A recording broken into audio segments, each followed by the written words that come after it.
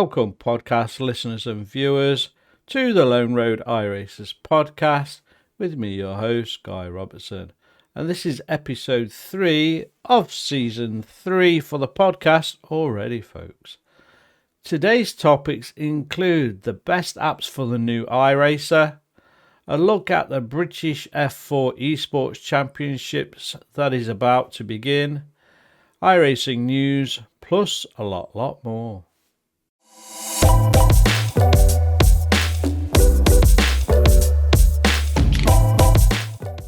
So you have just got all your setup and your software, you've downloaded iRacing, and as a brand new iRacer, you're keen to get on the service.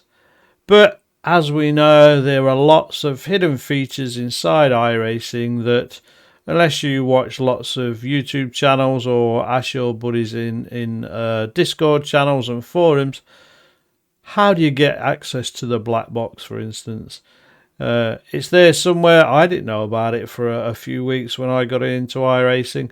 I didn't know you could find where you were on a little box and information called a relative, for example. So this feature is all for our new iRacers and what are the best apps for you when you're just starting out as a brand new iRacer. So when entering into the world of iRacing, it can be overwhelming to navigate the complexities of car setup, race strategy, and on-track performance.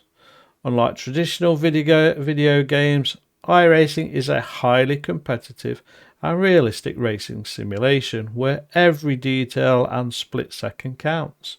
For new iRacers, having the right tools can make a significant difference in how quickly you improve and how competitive you can become.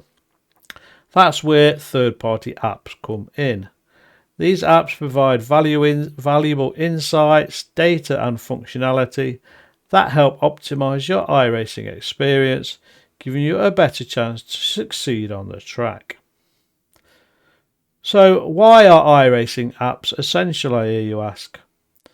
Whether it's analysing lap times or adjusting car setups or optimising your pit strategy, third-party apps give you the data you need to improve.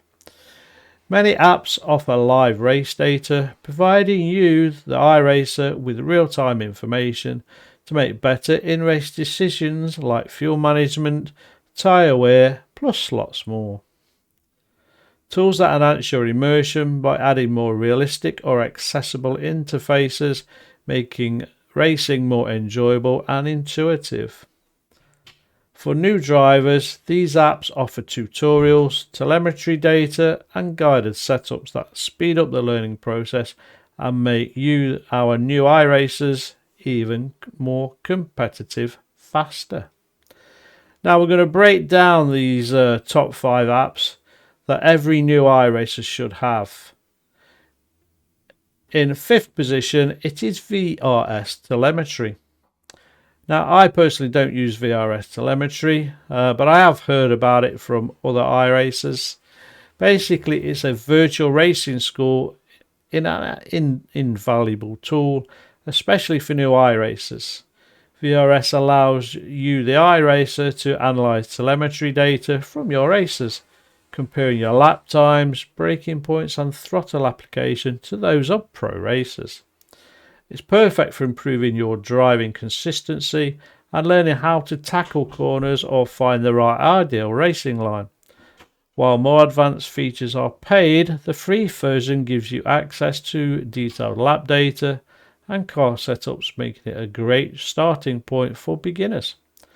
It has 3 main key features. You can compare your lap times to the pros, access to free car setups and race data, so you're potentially going to use those car setups once you're out of rookies, telemetry insights for braking, throttle and gear use. Now that information, when you can compare to others, and it's free, is wonderful to actually use. You can see if you're braking too soon, braking too late, adding the throttle too soon, etc, etc.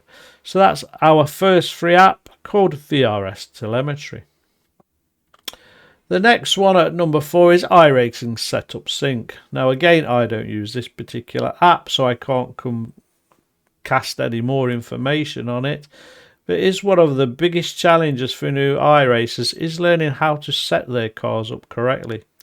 Setup Sync simplifies this by allowing you to download community generated car setups tailored to various tracks and conditions. If you are not ready to dive into the technicalities of creating your own setups, this app can be a lifesaver.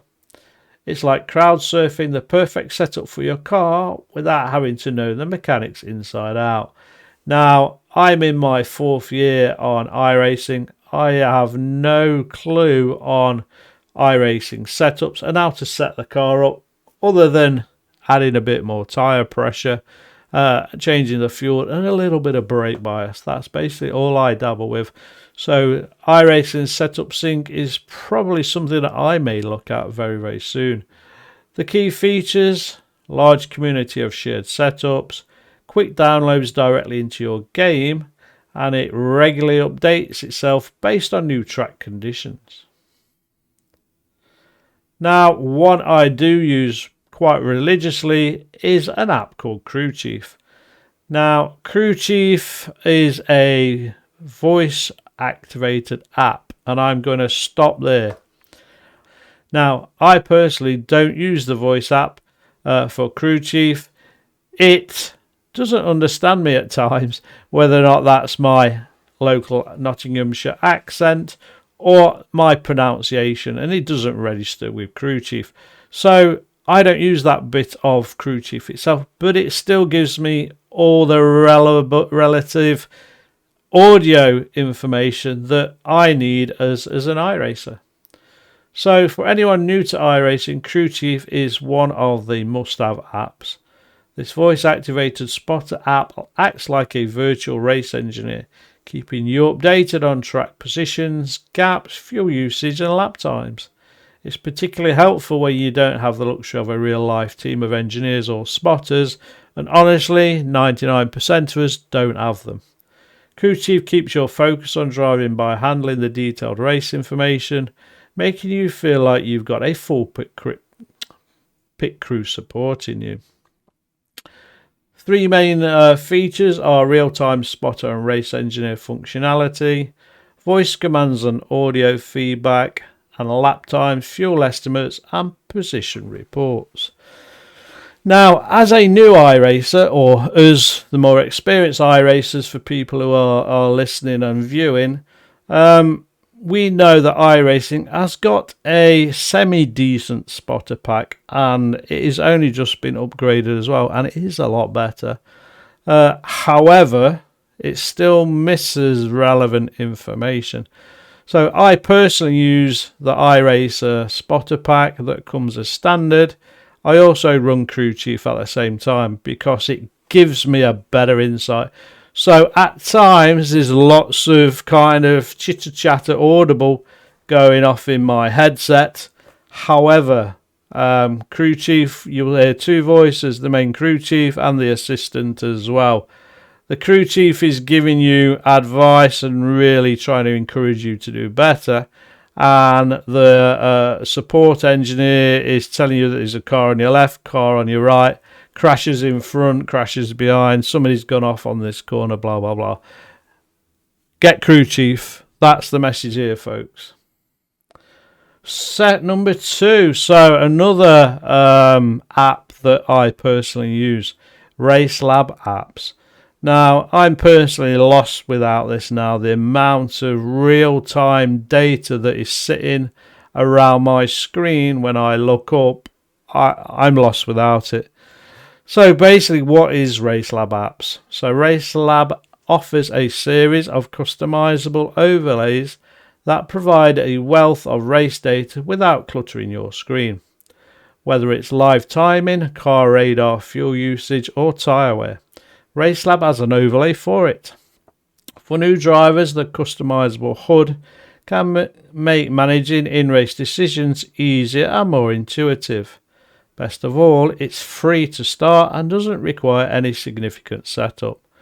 Whether you're looking to monitor tyre wear or check on your opponents, RaceLab keeps the essential data visible without being distracting.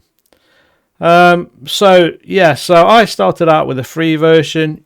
It'll give you loads and loads of good information real time. But I now use the paid version. It just gives me a few better widgets, shall we say, more customizable for when I'm streaming. But honestly, for a year, I ran with just the normal one, and it gives you everything you need. You can stick it where you want around your screen. Basically, you can move it around, and you can make some of them very transparent as well, so you can still see what's going off behind.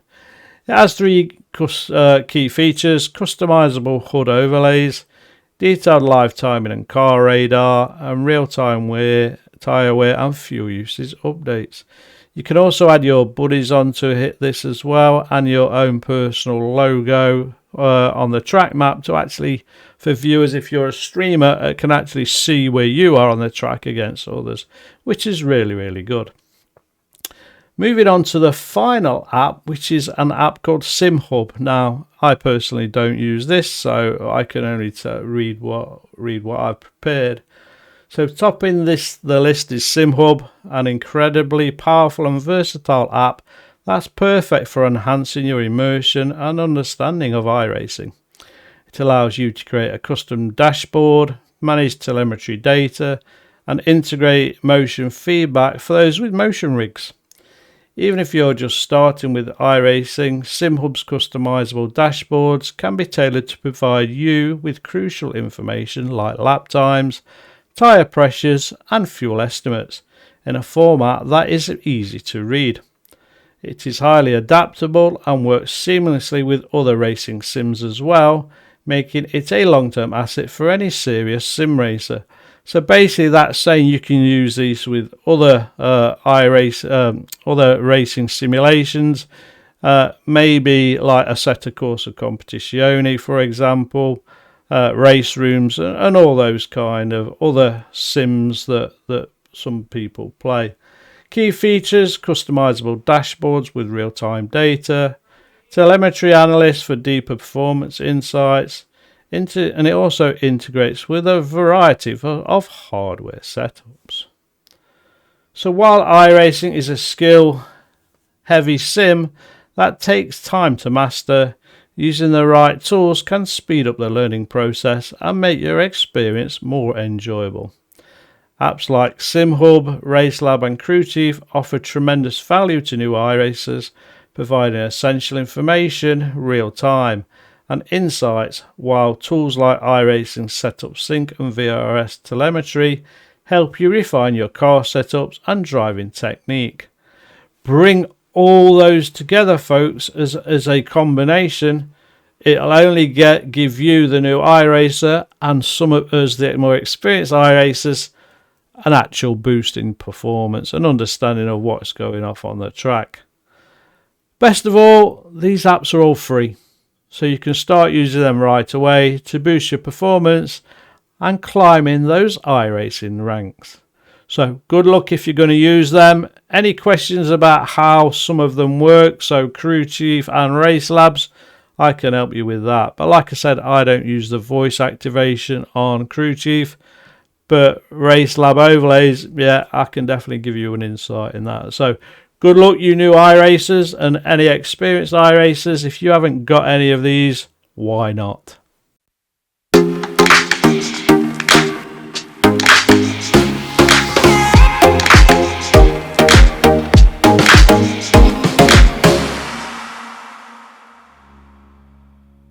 Not sure many listeners or viewers are aware, but Motorsport UK holds its British F4 eSports Championship, and it's about to kick off again for the new season. The entry list for this year's British F4 eSports Championship has been released, and it's set to be a brainstorming fight for both the drivers and the team's titles, thanks to a plethora of Formula One affiliated outfits joining the grid.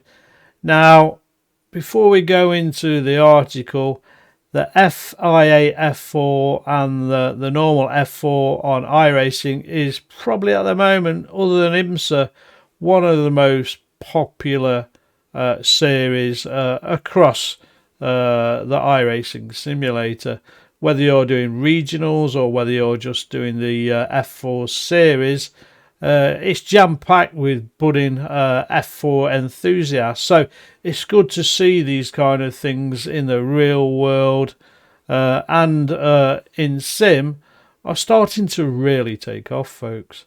So this is organised by Motorsport UK, and it's an 8-round competition that kicks off with a visit to Brands Hatch Indy Circuit, followed by an addition to the series, Zandvoort.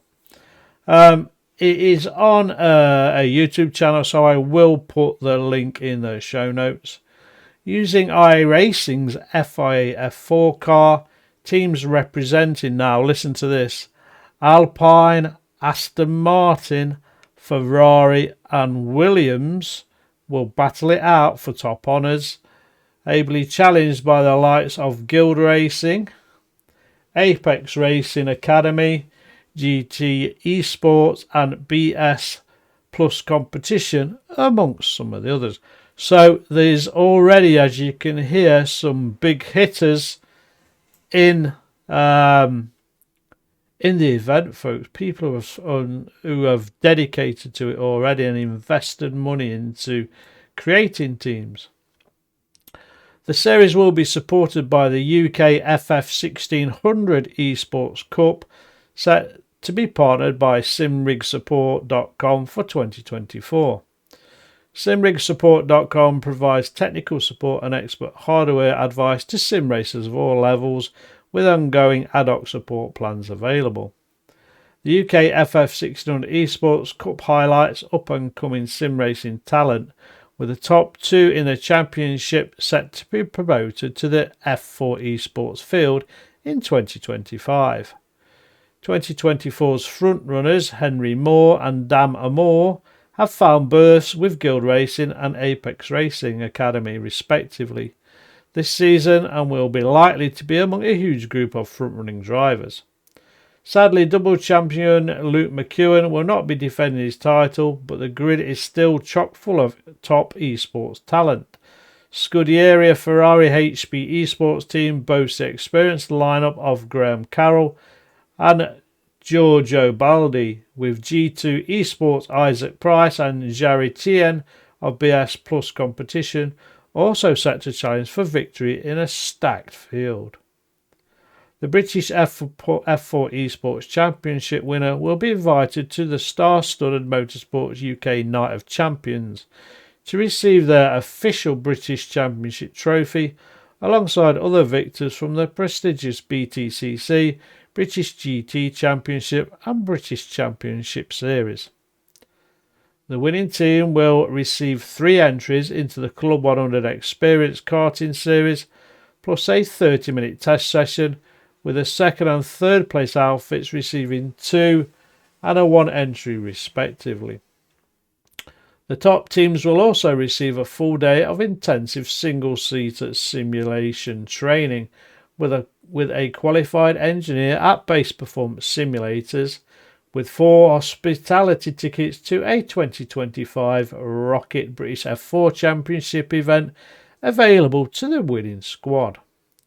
Traction GG will operate as the series media partner, with iRacing broadcasting every event on its Facebook, Twitch and YouTube channels. So the series schedule, folks, is as follows. Round 1, which starts on the 25th of September, Brands Hatch Indy.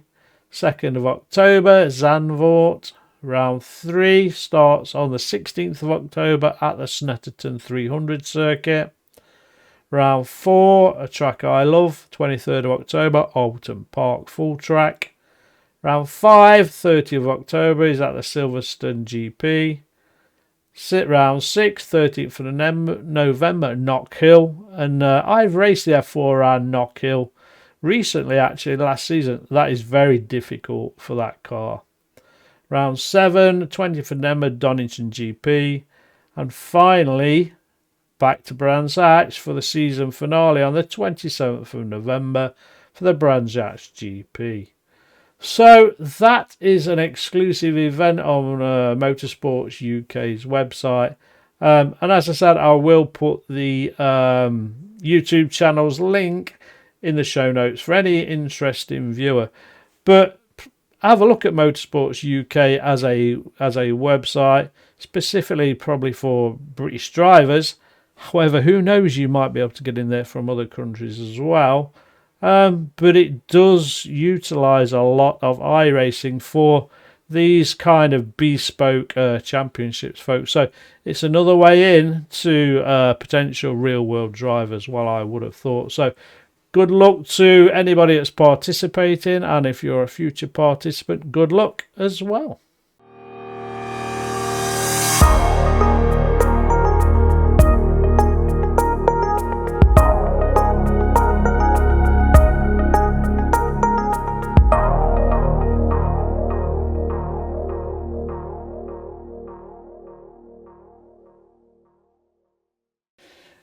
In the end of season FIA F4, it was Ireland's Alex Dunn who made a statement on Saturday during the opening rounds of the 2024 FIA Simagic F4 eSports Global Championship Series. Despite racing at two different venues, which were Mugello and Okayama, where both tracks were announced only 24 hours prior, both races were nearly identical as Dunn crossed the line ahead of the other 29 drivers. To make up the roster, 10 drivers from each of the three qualifying regions, the Americas, Asia Pacific and Europe, were qualified into this 30-car field. As it was evident throughout the qualifying series, as they had the highest strength of field throughout, the European fleet was nearly unstoppable in both events, locking out the podium both times. Dunn was up against Spain's Alejandro Sanchez in both races. Both times Sanchez led the most laps, both times Dunn was able to capitalise in the closing laps to score the victories. I pushed away with Alejandro until 2 to go, then I went for the move, Dunn said. We had a good bit of racing, we were very close and on the edge.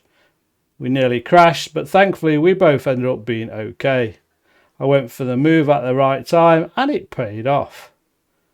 The 4-event 8-race schedule with 2 tracks scheduled in each event utilises fixed setup racing to keep all competitors on a level playing field. Combined with a hidden schedule, drivers don't have much time to hone in on the task. Both Dunn and Sanchez thrived in the opening round, racing amongst Great Britain's Luke McEwen, and in the first race, and Australia's Hugh Barter in the second. Sanchez picked up a pair of podiums despite leading the most laps both times and sits second in the standings at present. In the second race, Sanchez and Barter made contact, allowing Great Britain's Graham Carroll to sneak through and into the runner-up position. Leading the charge for the Americas was Chile's Nicolas Rubilar at Mugello, finishing 7th, and Brazil's Victor Miranda at Okayama, finishing 4th. As for the AP region, Jaden J. Laddick was the top finisher in the Mugello event, finishing 14th, while Kazuki Fujita finished 7th in the Okayama race. So as it said, the top 3 at the moment after the first 2 races are Luke McEwen in 3rd, Alejandro Sanchez in 2nd, and leading the way with 2 wins is Alex Dunn. Good luck, and we'll keep posted through the news section on how that championship is finishing over the next coming weeks. And in the season finale of the IndyCar Bookkeeper iRacing Pro Series opener at Indianapolis, it was Eduardo Leo who picked up exactly where he left off in the season, winning the opening round of the IndyCar Bookkeeper iRacing Pro Series at the Indianapolis Motor Speedway road course on Thursday night. Leo, the winner of the qualifying series at the same place last month, took the pole and ran the perfect strategy, winning by over 5 seconds over Team Redline teammate Florian Leberge and scoring max points at 54 in the 37-lap feature at the Indy Road course. Team Redline swept the top 5 positions with Sam Kitter, Gustavo Ariel and Diogo Pinto rounding out the order. I just had to repeat what I did in the qualifying series, Leo said post-race. It worked out super well. The pole was really close with Sam, so I got pretty lucky with that. I had a plan that was pretty clear to stay with Peter as much as possible as he was starting on the softs. I got his toe and got back to him in the first half of the stint and did my race from there. Leo led 26 laps, including the first couple from the pole position. Leo and 25 others in the 32 car field opted for the primary black walled tyres on the start. Many of the Apex Racing team entries, including Peter Berryman and Luke McEwen, started out on the virtual alternate red walled Firestones. The alternatives were fast early on, as Berryman managed to steal the lead on the fourth lap of the 37-lap contest. However, it didn't take long for the tyres to swap, as the primary tyres became optimal after about 10 laps. On lap 12, Leo took back control and set sail into what would become the perfect strategy. With push to pass enabled for road course races as well, Leo managed to get out to a huge gap over the rest of the field before the first round of pit stops. McEwen was the first to pit from the third position to take the alternate tyres off and get on the primary tyres for the rest of the night.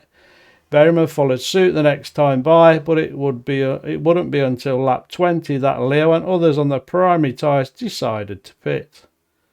Leo made it back to the leader a few laps later on lap 23 and never looked back. The battle became heated for second as Couture held it on, but Leberge wanted it.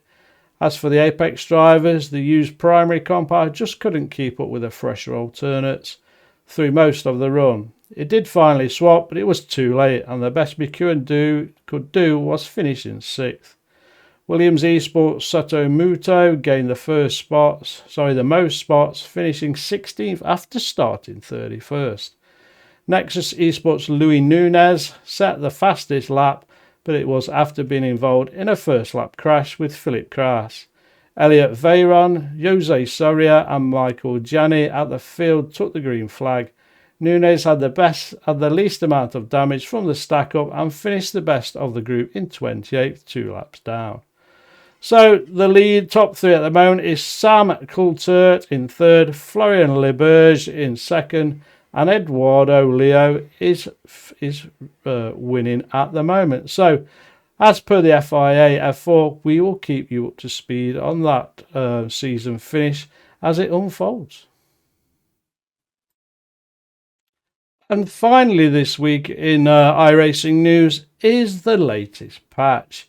Now, there isn't too much on there, but I'm just going to spiel through and pick out some highlights. Connectivity, well, if we can't connect to the service, folks, we can't even see what the changes are. So they fixed that issue with a ping server for systems with both APv4 and APv6, whatever that means. I'm not a technical person.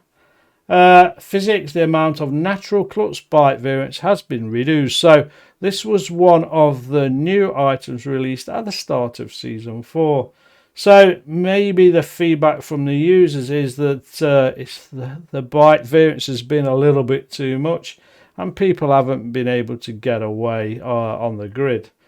Weather system updates. So fixed an issue with a significant temperature change occurred exactly 4 hours and 6 minutes into any session using static weather. Fixed an issue with a dirt texture appeared on windshield banners wherever it was raining. Well, that'd be quite strange, I suppose. Official Racing fixed an issue with a distributed splits algorithm where the race scheduler occasionally failed to use the new split forming algorithm and instead fell back to the original version. Well, that's also a bit strange. Dirt Racing fixed a visual issue where opponent vehicles could appear to have the incorrect wheel stiffness. How does it appear to, unless it was some bendy wheel? That's a bit weird as well. Graphics fixed an issue where dirt was not being cleared properly on rain-enabled cars. A variety of vehicles had their footwells darkened, and fixed an issue with some car paint schemes where the windshield could appear to be colour tinted. Very, very cool. Audio, some rain sounds have been reverted back to .wav format. An issue was noted with some rain sounds causing a pulsing sound, and that's still under investigation. Pitts fixed an issue where Lollipop Guy could appear to have some visual popping as you change camera distance from him. Visual popping. What, he was doing some locking out kind of body moves, who knows. From a car point of view, let's have a quick look. Aston Martin Vantage GT4 for the damaged model, fixed an issue where some rear pieces were missing at certain camera distances. BMW M4 G82 GT4 mirrors have been reordered to match the BMW M4 GT3. Paint pan texture files have been updated for better number board placements. Fixed a texture issue with a specular map. Dirt mini stock, another new car. Tyre wear rate has been reduced. Tyre pressure min-max values have been constrained further to work great for both asphalt and dirt tracks. Visor tear-off may now be bound to a hotkey for the car. The windshield tear-off option has been removed from the black box. Windshield shaders have been updated and fixed an issue where the steering column was visible. Okay, moving on to Ferrari. Fixed an issue where the engine could stall during a spin. That was a bit weird. IMSA logos have been updated for improved clarity. Ford Mustang GT3. A flaming hot new paint pattern is now available for this car. Great. Hyundai Elantra TCRs. Chassis texture has been improved. White balance for the latest PBR shaders. Hyundai Veloster. Chassis texture has been improved. White balance for latest PBR shaders. New McLaren. So improved in-car engine sounds and added new transmission and drivetrain sounds. Patched a space where you could partly see through the bodywork from the cockpit.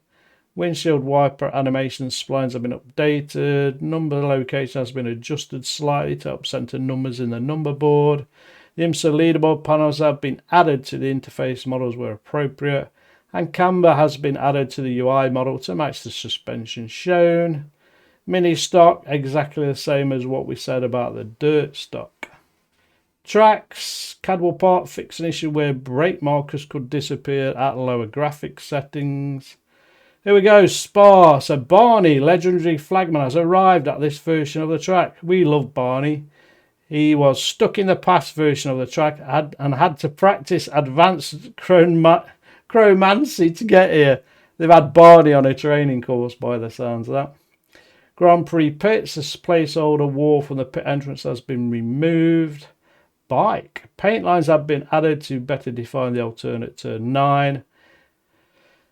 Here's another one. A missing sausage curb has been found and installed at turn 1. How do you miss a sausage curb? And where do you look to find it? That's confusing. Some missing grasscrete has been added to turn 13 of 14. Fixed an issue where coloured surface paint could disappear on lower graphic settings. The Ferris wheel is now fully animated and lit. Whoop whoop. Fixed an issue with grass growing on the green drainage channel. What, they didn't want it to grow? Some trees have been added to the areas around Bruxelles. Patched a few holes in the terrain. Some terrain colours have been improved. The colour of drains near curbs have been updated. And the loading screen image has been updated. Knockhill fixed an issue where it could rain inside the pit garage. Well, if the roof leaks, isn't it going to rain? So that's about it, folks, for the update. That's it for iRacing news this week.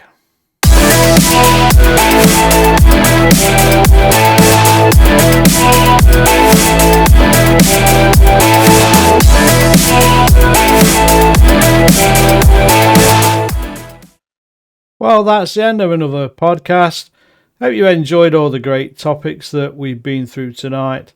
Don't forget to hit that like and subscribe button, or leave some comments on the every platform you pick up the podcast from.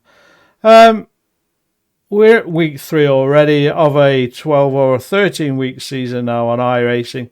I'm already finding it a little bit more challenging on the track this season. due to the kind of tracks that are on the schedule. But that's me to overcome that challenge, and that's why we love iRacing. So don't forget to share the podcast, whether it's the video version or the audio version, with your friends and colleagues. Happy iRacing, and I'll see you on the track soon.